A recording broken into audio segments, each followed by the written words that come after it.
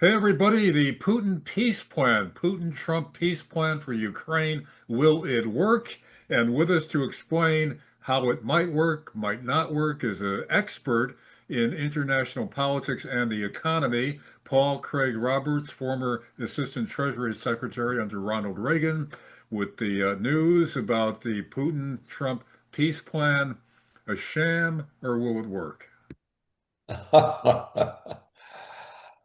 Well, Larry, it's not a sham, but of course it has opponents on both sides. Um, Yeah, so it's not entirely just up to Trump and Putin. Now, in the United States, we've already had the neoconservatives, the Zionist foreign policy participants, uh, denounce Trump as a traitor for betraying an American ally. right. And uh, and in Russia, we've had the Russian nationalists declare that we're not giving up an inch of what we've won on the battlefield. So whereas MAGA Americans are in favor of an agreement to get Trump home to deal with our problems instead of every other country's problems. And whereas the liberal Atlanticist integrationists in Russia are very much in favor of Russia being reincorporated into the West so they can get back to their business interests in Europe and the United States. Uh, each leader, um, both Trump and Putin, have opponents. And uh, so how it works out, we don't really know. Assuming But they could get back their opposition on both ends, on Putin's end and on Trump's end, is this a classic art of the deal with Trump, give and take, or did somebody come out on top? How do you read it? Because Putin has to give up some stuff, but he's gaining some stuff, and I guess the same with NATO and all that on our end of it. So how do you analyze the give and the take, and who gains the most, or is it equal? yeah, I think it's structured so that they they each gain they each gain a lot and they give up a little bit. Um, First, let me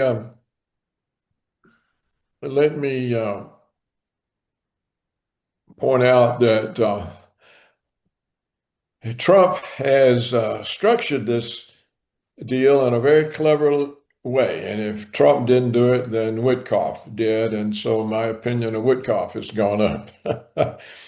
And Trump uh, involves the American business class in this deal, giving them a huge incentive to support this deal. For example, let me read you the elements in what Trump declares, or what Trump's deal declares to be a powerful global package of measures to rebuild Ukraine. Now, these measures include, but they're not limited to, the creation of a Ukraine Development Fund to invest in fast-growing industries, including technology, data centers, and artificial intelligence. The United States will cooperate with Ukraine to jointly rebuild, develop, modernize, and operate Ukraine's gas infrastructure, including pipelines and storage facilities. Joint efforts to rehabilitate war-affected areas for the restoration, reconstruction, and modernization of cities and residential areas, infrastructure development, extraction of minerals and natural resources. What finances all of this? As I read it, the frozen Russian assets in Europe that previously were going to be used to continue the war against Russia, and a World Bank special financing package to accommodate these efforts. So it's financed by Russia's assets and the World Bank. Now, if you look at this huge range of activities that American companies are going to be involved in, obviously you're talking about a lot of profits. And so he has secured the support of American corporations by his art of the deal, putting something in there that really appeals to them. Now, let's look at what he put in there that appeals to Putin. I've emphasized all this time that from the beginning of the military conflict in Ukraine, what Putin has wanted from the conflict is a mutual security agreement with the West that brings the hostilities, not merely the conflict in Ukraine, but the hostilities between the West and Russia to an end, complete end. That Putin is not fixated on ending the conflict in Ukraine. He's wants to end the conflict between the West and Russia. Now, here's what Trump has that appeals to Putin. And incidentally, these elements, I don't think, are even in the Russian proposal. So Trump is giving Putin more than the Russian proposal gives him, or so it looks to me. Okay, here's what Trump offers. A comprehensive non-aggression agreement will be concluded between Russia, Ukraine, and Europe. All ambiguities of the last 30 years will be considered settled. A dialogue will be held between Russia and NATO, mediated by the United States to resolve all security issues and create conditions for de-escalation in order to ensure global security and increase opportunities for cooperation and future economic development. These are exactly what Putin has been wanting. Furthermore, Ukraine agrees to enshrine in its constitution that it will not join NATO, and NATO agrees to include in its statutes a provision that Ukraine will not be admitted in the future. Right. NATO agrees not to station troops in Ukraine. Ukraine agrees to be a non-nuclear state in accordance with the Treaty on the Non-Proliferation of Nuclear Weapons. Well, these proposals by Trump are what Putin wants, and they're what Russia and the West need. These proposals will greatly motivate Putin to bring Trump's proposal to agreement. Putin may want the U.S. included in the mutual security agreement, but whether or not that is part of this to begin with, the proposal provides a bridge to the complete normalization of relations in the absence of a need for NATO. But if the U.S. does not join eventually, doesn't that weaken this mutual security pact that Putin's been looking for all these years? Well, I don't know how Putin will see it, but remember, the NATO agrees to settle all its disputes. Right. So the American dispute would be outside the NATO one. Yeah, and NATO is the biggie, right on Russia's border. Yeah. So, but I think that what this offers Putin is a chance to negotiate the U.S. into the agreement with NATO. Uh, Because what is really the difference? Because NATO really is the United States. So it could be a very clever way. Uh, Trump put something in that's easy for him to give up. If Putin says, well, we like this, but we want you in with NATO. You see what I mean? It's something Trump can give up in exchange for Putin giving something up. yeah. Um, now, there are problems that uh, for Putin and for Russian nationalists in this agreement. One of them is the 600,000 soldiers that the agreement uh, allows Ukraine to have. Now, this is inconsistent with Putin's demand for demilitarization. Again, I think this is something Trump put in there that he can easily give up. And we'll talk about what it is he would expect from Putin.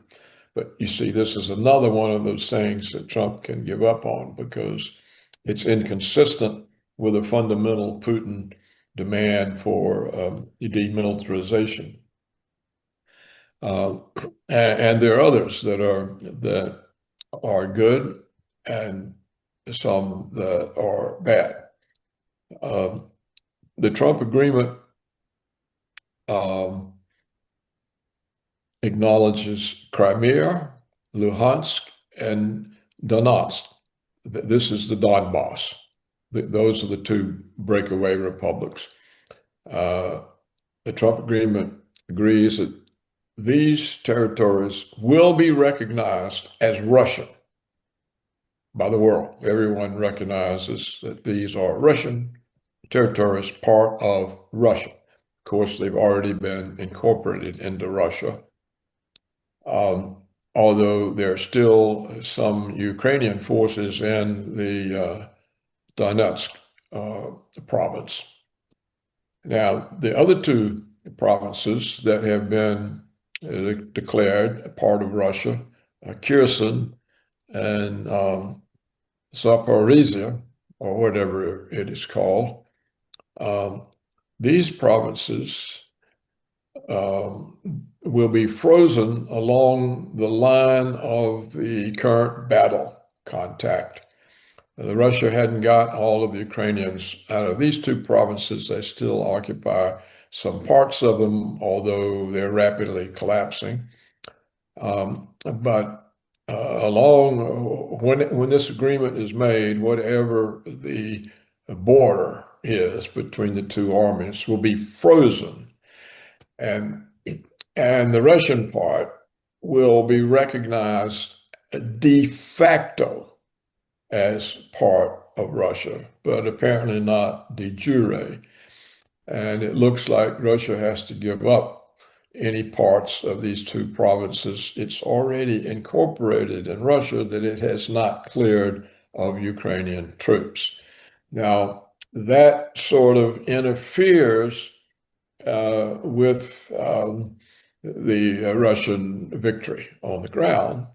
And as the nationalists have declared, we're not giving up anything. So this will be a sore point. This will be one of the points that I think Putin will want, Trump will want Putin to give in on. And then Putin will give in on the 600-man army or the other thing I mentioned.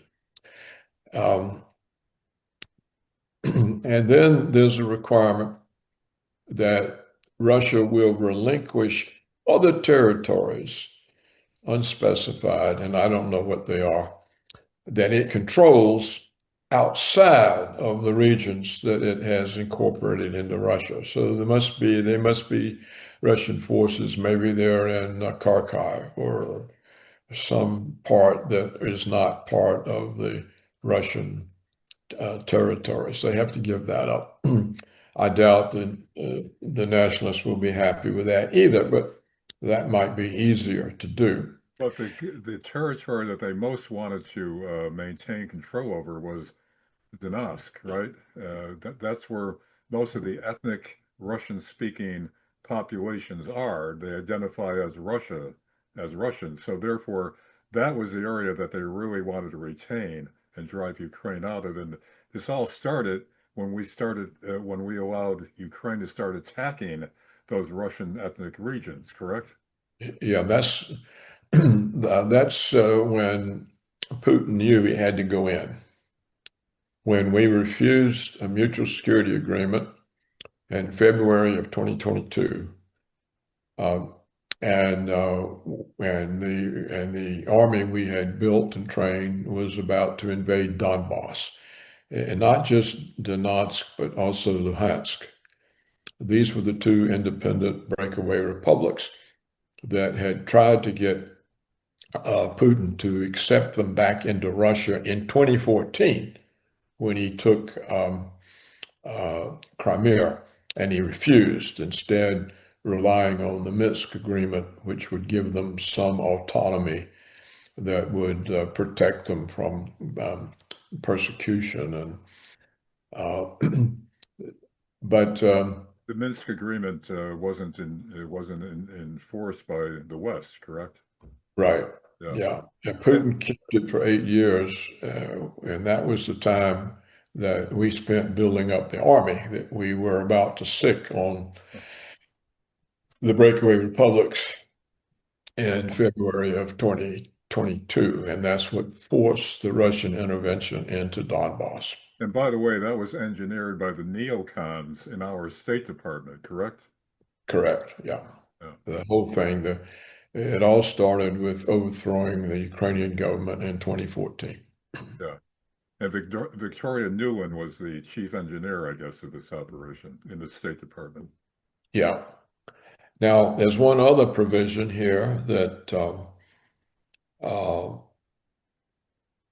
that may not go down. We didn't quite finish. I was showing you the problem part from Putin's standpoint. Um, uh, there are still Ukrainian forces in Donetsk, and the agreement requires the Ukraine to pull out of that area. And so all of Donetsk will be recognized as part of Russia. But the part that the Ukrainians still control, or control at the time this agreement goes into effect, if they still control any of that area, that part will be declared a neutral demilitarized buffer zone internationally.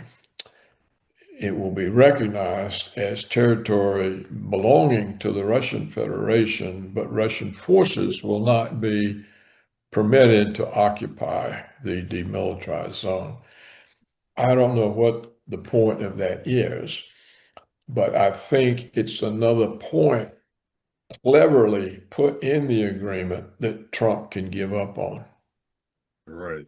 Yeah, because again, that's a big deal to the Donetsk region. So right, under these terms, Well, it doesn't really make any sense to say this is Russia, but they can't occupy their own territory.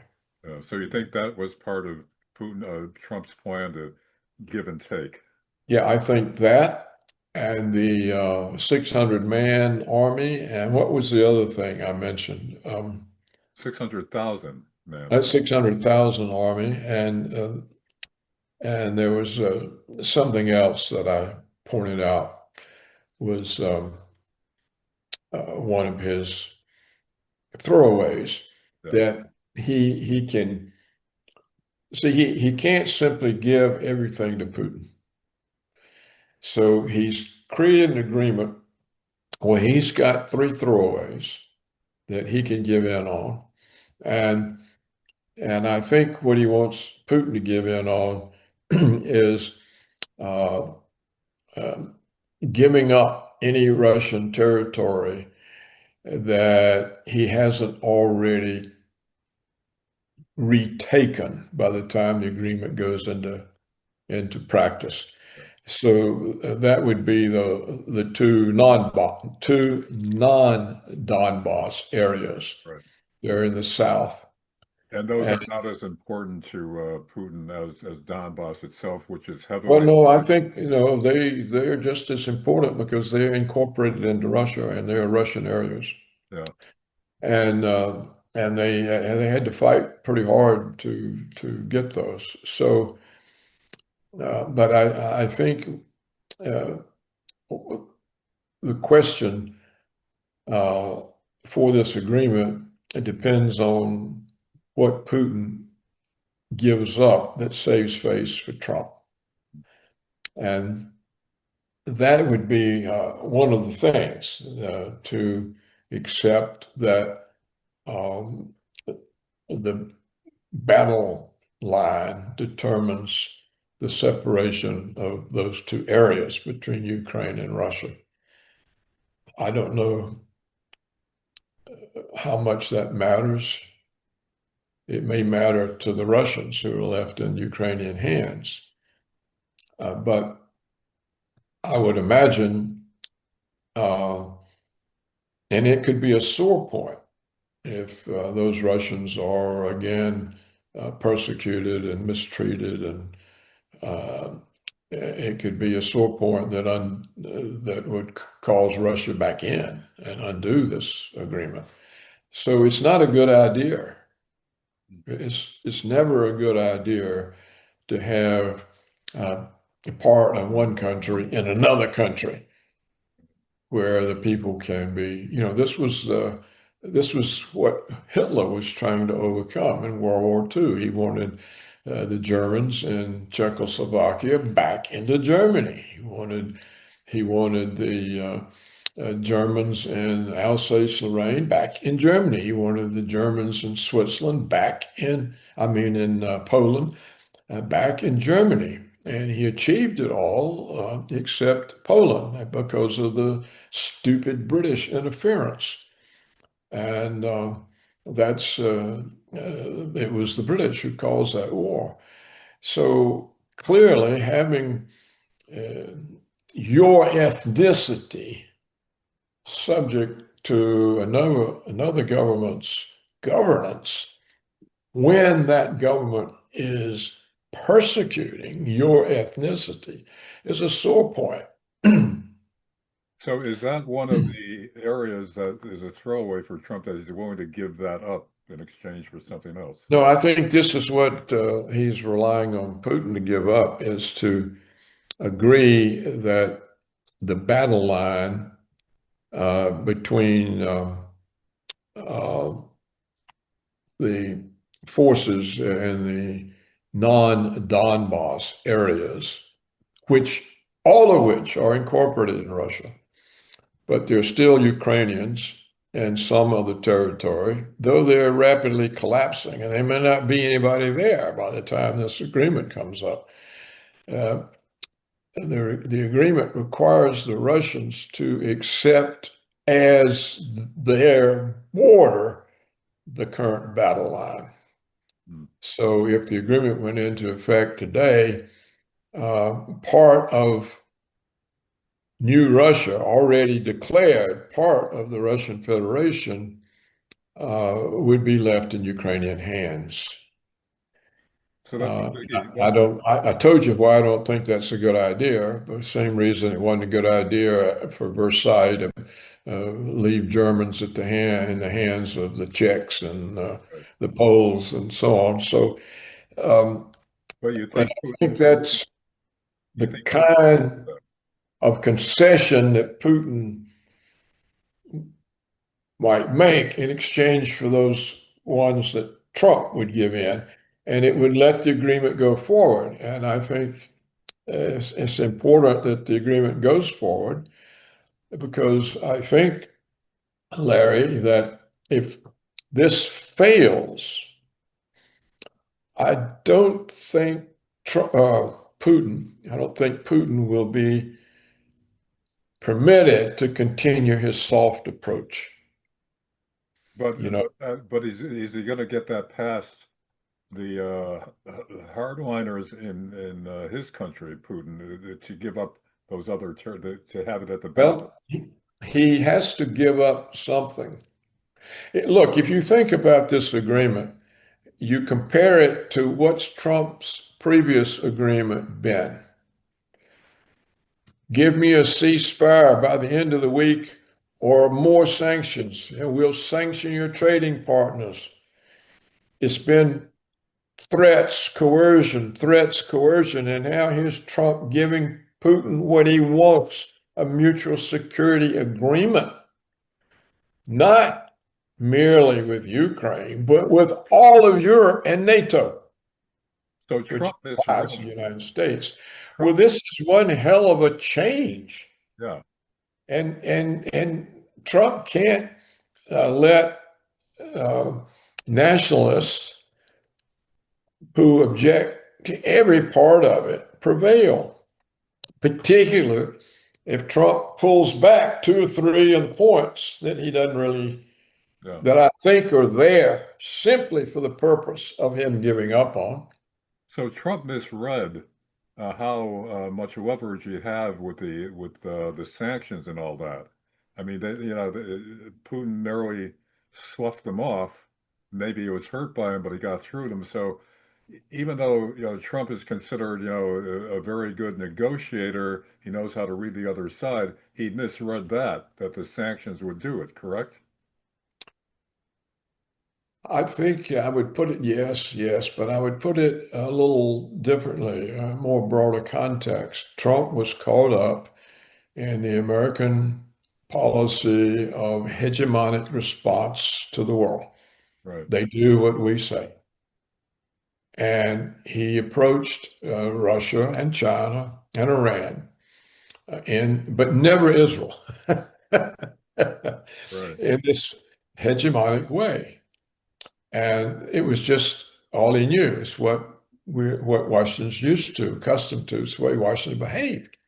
I don't think he thought about it. I don't think he was just that, we're hegemonic and we give orders and if people don't do what we want. Remember what was it John Bolton that told I think Pakistan back during our wars with somebody, Iraq or Afghanistan, you do what we say or we'll bomb you into the Stone Age.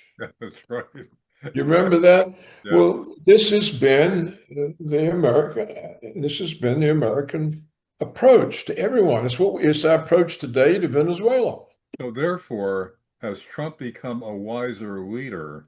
Has he, seen the light now that the hegemonic approach is not the best I, approach or the most I effective think you're approach? I think you're trying to read too much into this. What's happened is the MAGA Americans are mad, and they said, "What are you doing? Solving every other country's problem and neglecting ours. Get your butt back home and deal with our problems." That's the problem Trump's addressing. He's not even addressing the Ukrainian problem. He wants to get out of it Right.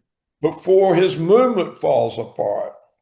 So, So Trump sees it as a short-term political necessity for him to keep his movement together. He's not looking at it to solve world conditions the way Putin is. You see what I mean? yeah. So he hasn't become any more enlightened with the big picture. He I just, don't know if he has or not. Now, they say Witkoff helped put this together. If that's the case, then Witkoff has seen a big picture. And in my opinion of him, has to improve for the better, if that's the case. But the point is that this agreement does have the potential of solving the conflict between East and West. which we've got to do sooner or later, or we're going to end up in a nuclear war. Yeah. And there's no point to a nuclear war because nothing is achieved except total destruction. Yeah. So I see this, we owe this agreement to the mega Americans. Hmm. Really, we owe this to the mega Americans. It's not what they intended. They just were putting pressure on Trump to come home and deal with our problems, which are enormous and could explode. And Trump simply can't walk away from Ukraine. He's got to resolve it. And this is the only way he can resolve it, based on the judgment of Witkoff and whoever else put this thing together. So that's the way you have to look at this. Trump is rescuing himself, and Putin is being rescued from his soft approach, which was resulting in ever worsening provocations. Putin is also rescued by the MAGA Americans who have forced Trump to get this thing over with and home, and the only way he can get it over with is to make it acceptable to Putin. And I think that's what this agreement is designed to do. And it can't, as I said, it can't simply tell Putin, okay, we accept your terms. It has to be an independent proposal from the Americans. It has to have elements in there that both sides have to make compromises over. But the thing is so carefully done that I think these compromises are possible. I think Trump's willing to do anything to get this over and done with as long as it doesn't look like he completely gave in to Putin. And I think Putin, who sees and has always wanted the necessity of a mutual security agreement, sees that in this agreement Yeah. and therefore is prepared to give up something. Now, the whole thing can fall apart all along the way because it doesn't specify what the dialogue between Russia and NATO, mediated by the United States, is going to lead to, or how it leads anywhere, or what if it doesn't lead? Is the rest of the agreement over with? You kind of have to make the agreement all at once, but the important elements are to be resolved in the future. Um, so, this itself could be a stumbling block. Putin might say, well, how can we trust that it's actually going to go anywhere? Uh, I'm sure there are already the people in Russia saying, look, you can't trust the Americans. They never keep any agreement. Look what happened with the Minsk agreement. Look what happened to the agreement not to put NATO on our borders. I mean, Right. how can we trust an agreement? So in other words, this is not a done deal. It's not a sure thing. What it is I think, a carefully drawn proposal that provides an opportunity to achieve these things. Right, Paul, you've been saying that, if the soft approach doesn't work, which you say has enmeshed Putin for the last couple of years now in this endless war, he'll have to go hard. Now, my question would be, if he goes hard and does what he should have done, according to your perspective, to begin with, to get it over quickly, will that get a reaction from NATO and lead to a big regional war? No, I don't think so. The NATO has no capability of fighting Russia. There's zero. It can't possibly. The With nukes, how about Europeans we'll can't, go nuclear? the, the Europeans can't even protect their own women from immigrant invaders. Um, there were two paths, always two paths that Putin could take, the soft or the hard. He took the soft.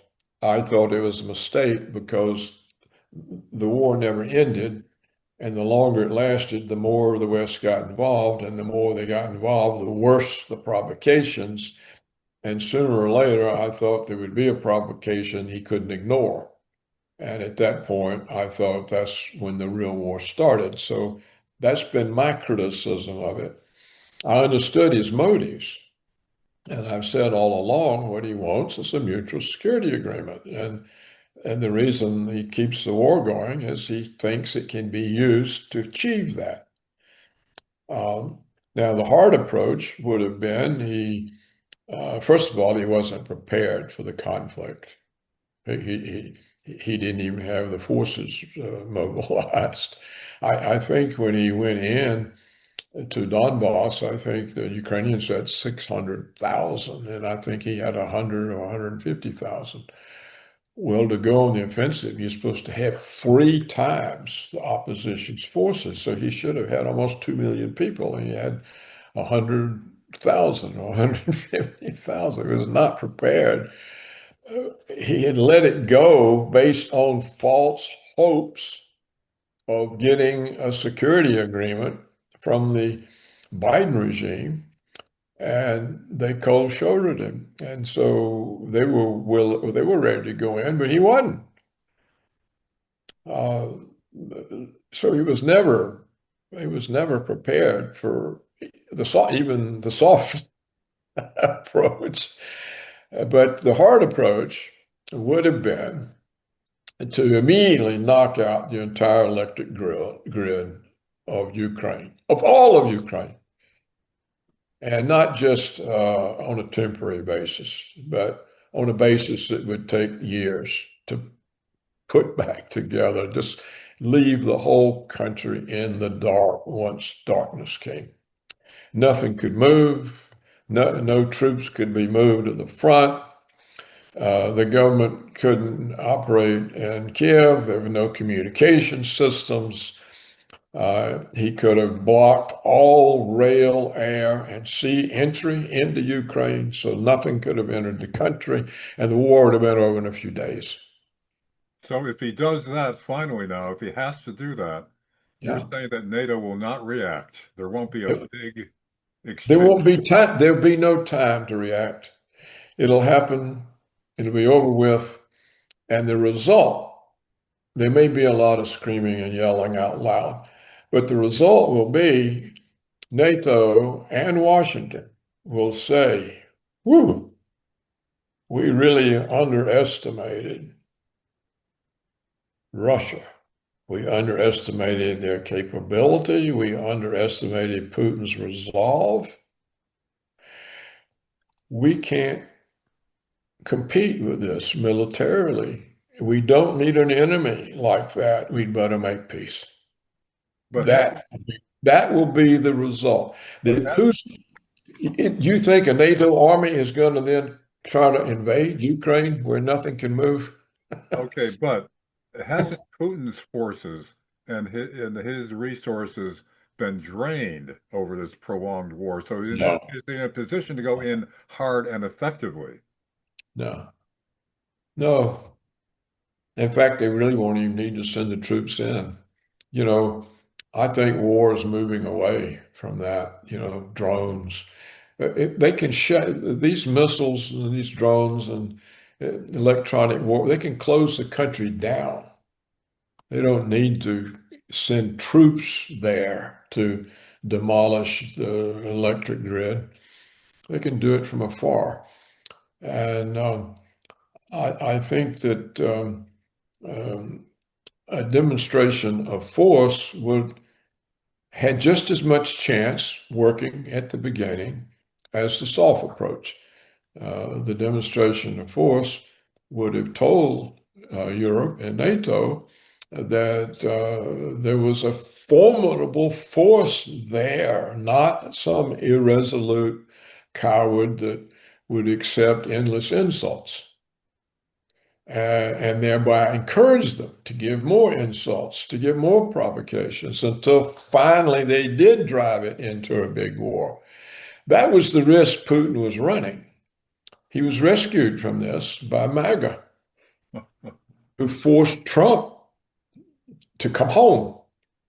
And he can't come home leaving that festering sore, not after all his blustering and bragging. And he's going to end the war in 24 hours. Well, it's a year now, almost. So it's MAGA America we owe this to. They forced Trump to get serious, and they rescued Putin from this ever-widening, never-ending conflict that sooner or later would have gotten out of hand. So I don't think there's any inclination of Europe to go to war. I think all the war talk is limited to the EU. Why? Because the European Union is falling apart. How do you hold it together? Oh, we've got this common threat. We have to stay together to deal with Russia. So the war talk is being used by the EU advocates and the EU government to keep the European countries in the EU. We have this common enemy. We have to face them together. I don't think the war talk is real in the individual governments beyond the influence of the EU. And we've had the smaller countries like Hungary, Slovakia. They've all said the EU is falling apart. And they're right. It's falling apart. What is the common interest? There's not one. We've seen the EU exploit Greece, Portugal, Spain. We see the EU collect taxes in differential ways and reallocate them. So you have one country supporting another country, and when the country that's having to support the other country can't support its own population. The whole thing is a mess. It was a stupid idea, the EU. It was always a stupid idea. It was sold as, oh, we can make Europe as strong as America. And we can be a rival to America. Well, it made them American puppets. That's what it did. And the CIA knew that. It's easier to control the EU than to control 20-something separate countries. So I don't think there's any stomach in Europe for war that they know they can't win. They can't possibly fight Russia. All right, so Uh, Paul, wrapping it up now, how soon do you think we'll know either way, whether it goes forward or whether, again, it falls apart? I don't know. I can't say. Um, all I can say is I think both Putin and Trump have strong reasons to push this forward. It has the possibility for the first time of leading to a mutual security agreement. And for Trump, it has the possibility of a victory that he needs. And it releases him Yeah. to come home and deal with MAGA America, the problems that MAGA America sees. So they have powerful incentives to make it work. And I think it'll be hard pressed for opponents of it to prevail because it's got support in both countries as well as the leaders. So I hope that it goes forward, but there are many a slip between cup and lip. And there are strong opponents, and there are all kinds of possibilities for something to go wrong. And I would be very worried if I see a whole bunch of committees created on both sides to start analyzing it. That means it'll never go forward because committees want to stay in business. So they never move anything forward. It's this discussion, that discussion, this trip, this meeting. It's got to move forward under the direct push from Trump and Putin, and they've got to be willing to run over opponents. Now, if the opponents are too powerful, they can't run over, then they have to find a way around them. But I don't think there's support in the world for a war between the West and Russia. I just don't think. And I can see another uh, aspect that gives Putin the opportunity to pressure Washington.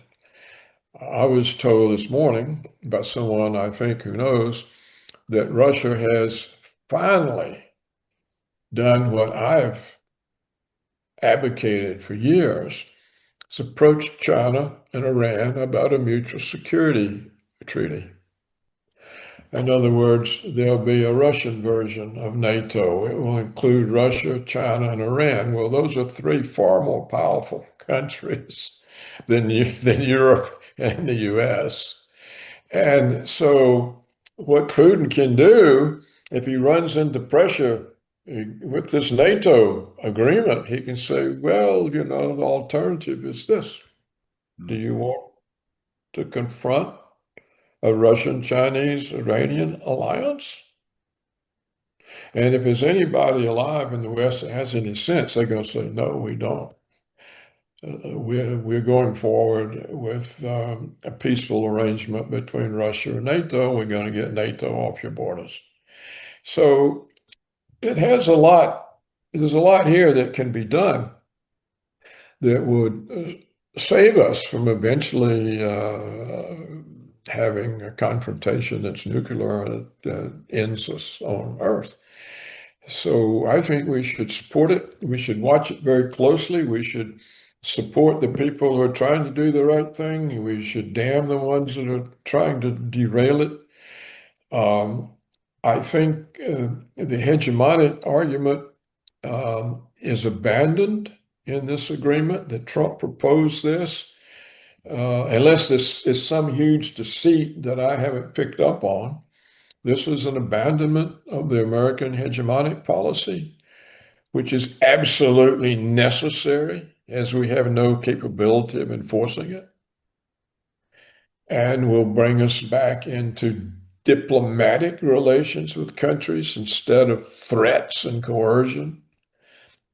This is a huge change, and it's very much for the better, and I think it may also end the neoconservative doctrine of hegemony, because this is not a hegemonic document. This is a fair document, and certainly immensely fair to everything that's come before it. There's nobody telling Putin, we want a ceasefire at the end of the week, or we're going to put more sanctions on you and sanctions on your customers. That's out of it. It's not there. So I say be thankful. And again, to repeat myself, we owe this to MAGA Americans. They demand Trump come home. He can't walk away from a festering sore. This is a solution. It's a victory for Trump. It's a victory for Putin. It's a victory for the world if it works. Everyone gains except the neocons' doctrine of American hegemony. That goes in the trash can. And in Russia, the people who lose are the ones who are just want a military victory, period. And we're not giving up an inch. So those are not big costs. And it's such a big victory for Trump and for Putin that they can easily survive the opposition. So that's my view of it. As you know, I've been very pessimistic about the outcome of all of this. I, because I just couldn't see the soft approach working. I don't think it has.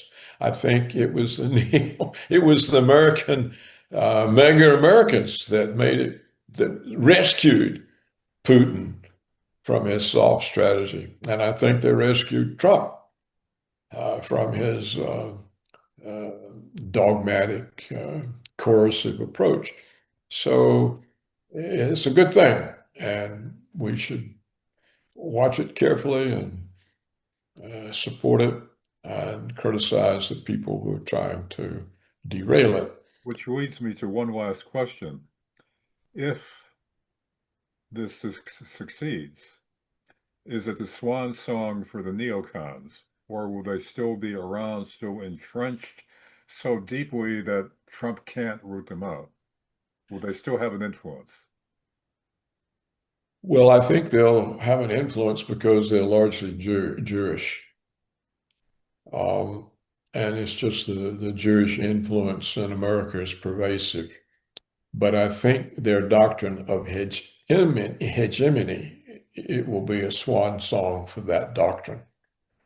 There'll be no more talk of American hegemony.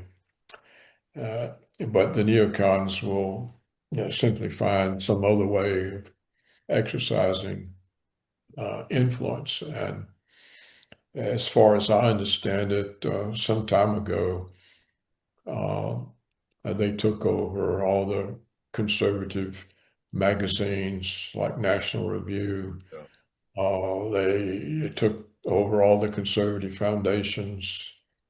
So they're still there to cause mischief. And uh, they will no doubt focus on Iran.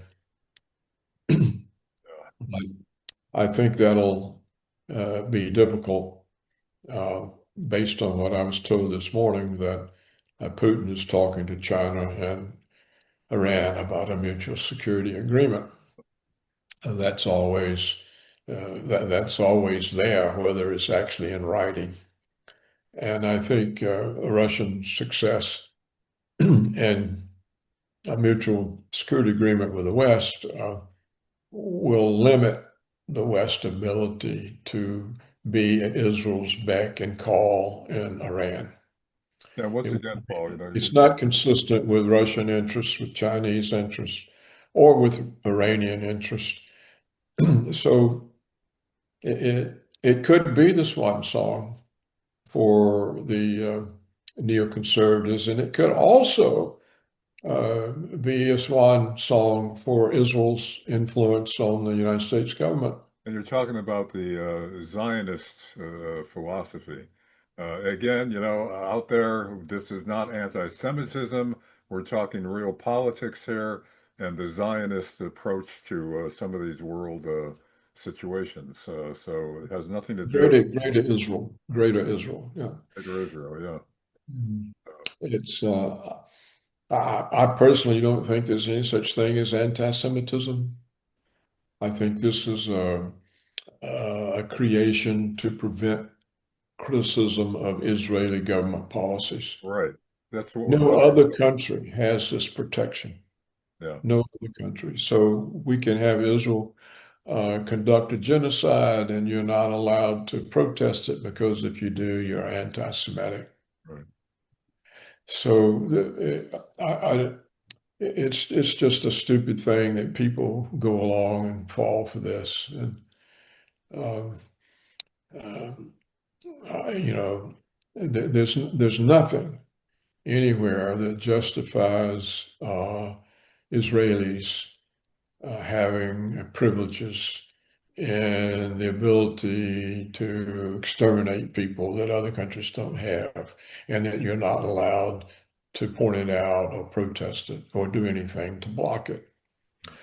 So, and to say that if you interfere with anything Israel does, it means you're anti-Semitic, this is absurd. Uh, People have every right to defend human rights, be humane, to have humanitarian concerns, and try to say that these are anti-Semitic is an absurdity. I don't understand how they get away with it. I don't understand why anyone lets them get away with it. And money, basically, money. And so I don't understand why the United States gives Israel so much money to come over here and buy our Congress and our representatives and our public opinion and our news media and all the rest. I don't see the point of it. We don't do this for the Russians and the Chinese and the Iranians. So I say to hell with this anti-Semitism stuff. There's no such thing. I think most people judge people on their individual behavior, their individual character, and you can't damn the United States because of Epstein. Right. Again, that's the point. To criticize the policies of a particular government doesn't generalize it into anti-American or anti-Semitism, anti-Jewish, and that's the trick that's been used to crush all dissent. That's right. That's the trick. And as I pointed out many, many times, there are or were, I think maybe they're being eliminated. There were numerous humanitarian Jewish organizations in Israel opposed to Israel's policies. Yeah, They were opposed to the settlers going in, right. uh, driving Israelis out of their own homes, out of their own villages, bulldozing their olive groves, building Palestinians apartment complexes for settlers. Um, driving I Palestinians. I knew these people. I was in touch with them for years. Some of them were house guests of mine. They came to the United States to attend the annual meeting of the Presbyterian Church. They presented an argument that to the Presbyterians that you should not invest in Israel as long as they are stealing people's homes. And of course, the Presbyterians were too scared of the Jews to listen and wouldn't agree with these Israelis who had come to lobby them. There were all kinds. I actually nominated an Israeli head of one of these organizations for the Nobel Peace Prize. Of course, there's no way he could be given it. Um, there are a lot of and the most criticisms that I've ever made of Israel were first published in the Israeli newspaper, Haaretz. Yeah. I would simply put a link to the Haaretz article, and then the Anti-Defamation League would call me an anti-Semite Yeah. for linking to what the Jewish newspaper said. Well, they were trying to intimidate me and shut me up, and but I wasn't saying anything. I said, "Look, this is what Haaretz is a major newspaper in Israel. It's a major newspaper. It I may I think gradually Netanyahu wears down all of these kinds of oppositions, and so they become weaker over time. But Haaretz seemed to be a voice of Israelis who were decent people and were opposed to the policies of the Israeli government toward the Palestinians. Well, Paul, I could remember watching the mainstream media broadcast news, CNN, MSNBC, and all that. They were covering the protests on these college campuses, protests against what was going on in Gaza. And what they failed to mention is that there was a big group of protesters that were Jewish Yeah. protesting against Israeli policies. But they made it sound like they were whacked out Palestinians, but they were it was a Jewish group, and that was omitted from their coverage, identifying them as a Jewish group against what's going on in Gaza. Yeah, there is a important Jewish group that's totally who does say this is genocide. Yeah. It's totally opposed to the Israeli policy.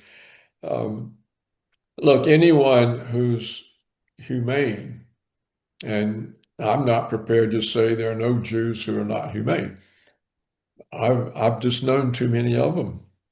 My hand-picked deputy when I was Assistant Secretary of the Treasury was a Jew. My favorite co-author for scholarly work was a Jew. Uh, Milton Friedman, a Jew, was a protector of mine. My Oxford professor, Michael Polanyi, was a Jew. My first book is dedicated to Michael Polanyi. I've known, so here we have important aspects of my career, and they're directly connected to Jewish relationships. Well, Paul, you know So that any there Jew, just is, I think the Zionists have done their best to define any Jew who's not a Zionist as a self-hating Jew. I was just going to say that. Yeah. And so what the Zionists are doing is wearing down the Jews themselves, telling them if you don't agree with us, you're a self-hating Jew and you're anti-Semitic. And some of my best friends are Jewish. That doesn't cut it. You know, people say that to, Yeah. you know. Yeah. Yeah. So But it's anyway, we're getting off on another topic here. But anyway, Paul, so you think all in all, this is something that could work, both sides give and take, and we don't know how soon we'll know whether it does work or not. But again, wrapping it up now, if it doesn't work, you think that Putin will and he has to go in hard. I think that'll be the case because I think the Russian nationalists, the military, and maybe the population, they've had enough of a never-ending war that now is come home to them. There are times in Russia when the drone attacks knocks out the GPS system, when it knocks out the internet. Businesses can't compete. The transactions, credit cards don't work. Um, uh, these attacks sometimes hit oil and gas supplies and production facilities, and there are sometimes lines for gasoline. It's starting to make life a mess just for ordinary Russians. Philip Doctorow has reported on this. The talk shows in Russia are getting less and less tolerant of this never-ending war that Putin conducts. Uh, the military is tired of having to fought for 4 years with one arm tied behind its back. It can't take actions that it knows it needs to take uh, because it would produce too much of a victory too quickly and the war would be over before Putin can get a mutual defense agreement out of it. People are, this is all a constraint on Putin, and they're not going to let him go back to the soft approach. They're going to say, how many times do you want it to fail, Mr. Putin? Get this over with now. And they can. It's not like they can't get it over with. They can. It's simple for them. It's easy. I don't quite understand why the Russians have accepted all the casualties of this long, never-ending war. And it was not necessary. None of those Russian casualties or Ukrainian ones were necessary. Putin's soft approach did not save lives. It squandered them. And so I think he won't be able to go back to the same thing, and he'll have to end it, and he'll have to end it so decisively that he dictates the outcome. He can't just end it and then say, "Now let's negotiate what we do with Ukraine." He has to end it in a way that it's up to him and no one else. And this will be, if he does it right, this will be clear. Washington will say, "Well, there's not a damn thing we can do about it. We're not going to go attack Russia. It's not." if the neocons want to do it, he'll say, form your own little band, you go do it.